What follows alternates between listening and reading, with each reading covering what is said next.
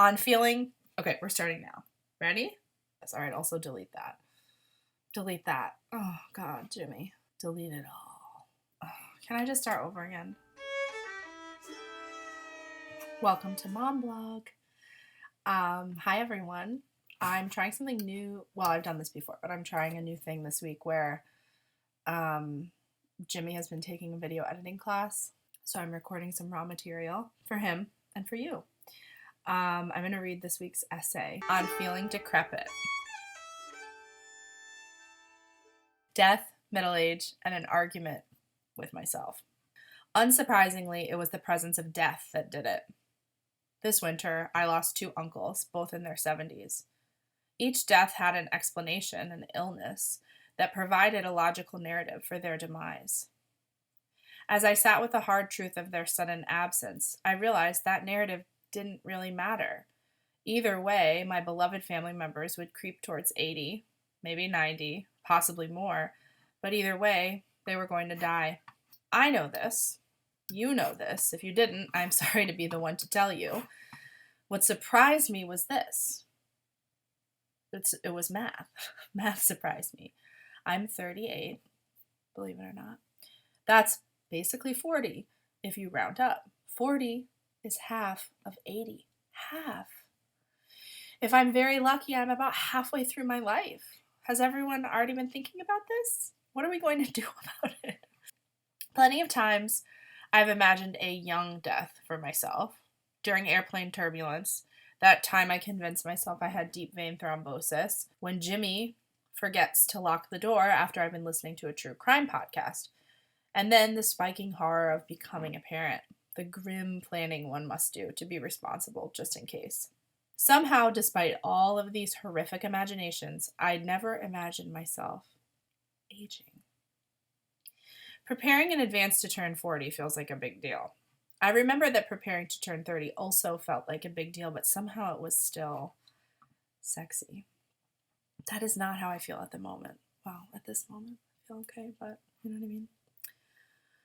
There are ways lately that I feel 1, physically decrepit, 2, mentally calcified, and 3, distant from my old self. By old self, of course I mean my young self. In this essay, I will argue with myself for the intangible benefits of aging, beyond the obvious, which is remaining alive.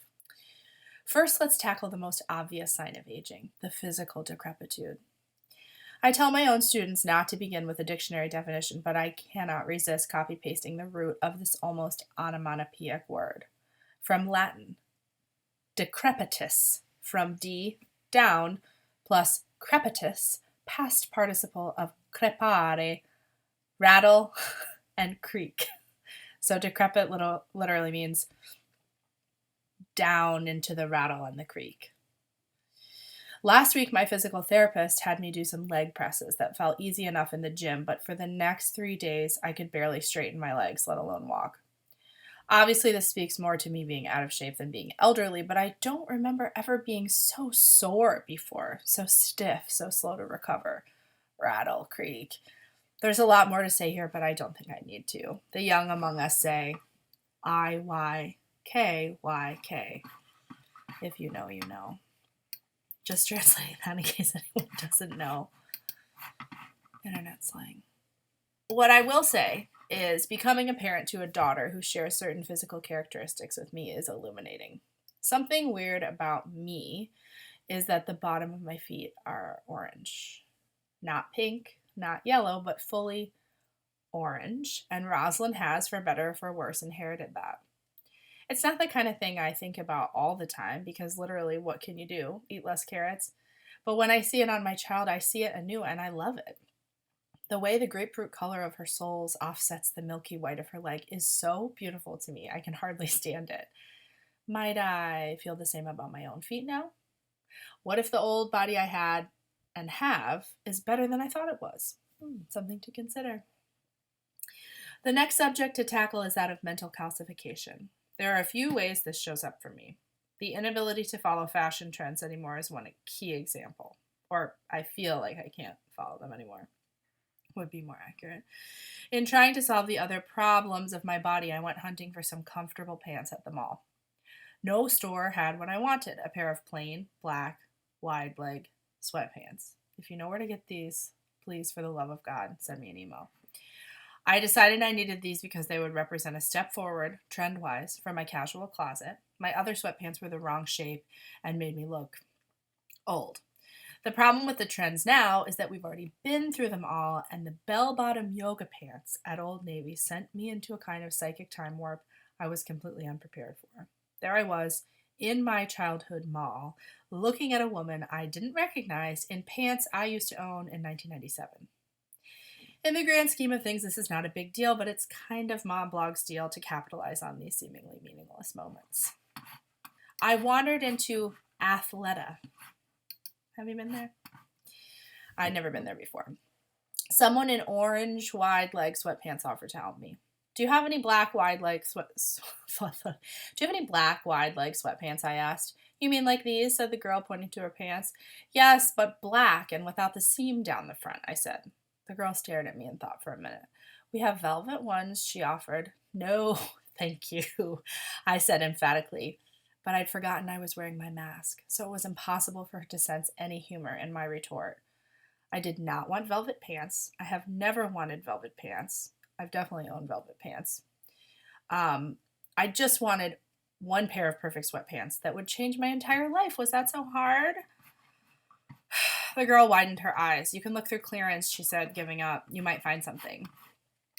Thank you, I said, exhausted and exasperated, mostly with myself, for being suddenly the kind of old woman who gets exasperated with young people who work at stores. I tried to regain my composure and poked around, looking at the yoga pants. I checked a price tag and stormed out. I seized my phone out of my pocket, preparing to send an enraged text. Did you know that yoga pants are $120 now at Athleta, which I thought was related to Old Navy, which it is, but that doesn't mean that everything's $34.99. I asked some friends that are my age what made them feel curmudgeonly lately. I know, said one friend who will remain anonymous. A thought that goes through my head often is young people just don't want to work anymore. Now I have a footnote, so I have to scroll down, everybody, so just wait a minute. The footnote is, for the record, I never wanted to work either. I got in trouble once at a waitressing job when I was accused by another server of, quote, always wanting to do the chalkboard instead of folding napkins or filling ketchups or whatever. That's true, I said, meeting her eyes, her challenge.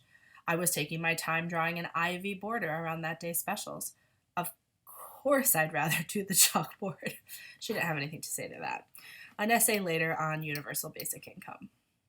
Now I have to go back up and find my... Okay, here we are. And so it happens, folks. The thought creeps in. The thoughts creep in, the curmudgeonly thoughts. Some other responses I got were, and this is a quote, I forgot how old I was. I had to use the calculator to find out. Here's another one.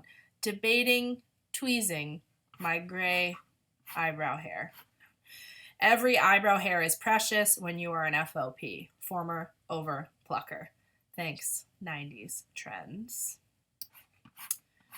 If you know, you know. Here's the next one. I just want to live like the Unabomber in a cabin, someone said. And my footnote there, I remember, so I don't have to scroll down, which was, let's focus on the cabin part of this more than the other part. And then my last quote is, mostly I'm just too old for Spirit Airlines, connecting flights, and any hangouts after happy hour. Something I've personally felt super old about lately is that I am suddenly interested in things that were once agonizingly boring to me, like birds and gardening. No offense if you already loved gardening before the last 5 years. The other day, I came home from walking with Rosalind to report breathlessly to Jimmy that we had seen 3 blue jays. 3! A friend told me that blue jays love to eat peanuts, and by God, I will be putting those in my bird feeder. Also, owning a bird feeder. Last night, I watched a Zoom recording of a class at the Berkshire Botanical Gardens about turning your lawn into a meadow. We are already more or less doing this by refusing to mow or water the grass, but this was an edifying next step towards creating a mini ecosystem that will absorb carbon on the same level as trees, you guys. How cool is that? Hit me up if you want to talk about grasses, tall grasses. I don't know anything about them, but I'm going to plant some. I guess I'm not mentally calcified after all. I'm just more focused on that which is immediately around me. The things that require my attention and care. My legs, my feet, my daughter, my small tract of land. It is strange to realize you are getting older. It's even stranger to realize that you are somebody new. Suddenly, somebody new. I looked at myself instead of the text. In conclusion, I'd like to sign up for another 50 years, please. That's the end of my essay. I believe I'm getting a phone call right now from the Capital District Transportation Authority, CDTA, because I signed up for the, speaking of being a complete ecological wizard, which I'm not, I still use Ziploc bags sometimes. The CDTA has electric cars that you can rent for $5 an hour if you sign up for their program, like Zipcar. So anyway, I am going to call them back so I can do that sometimes. Everybody, I hope you enjoy this video. I don't know what Jimmy's going to do with it. Hopefully make it really good. Goodbye. Do with this what you will. Jimmy, can you delete that part? I have one more line of the essay. Nothing has ever been so professional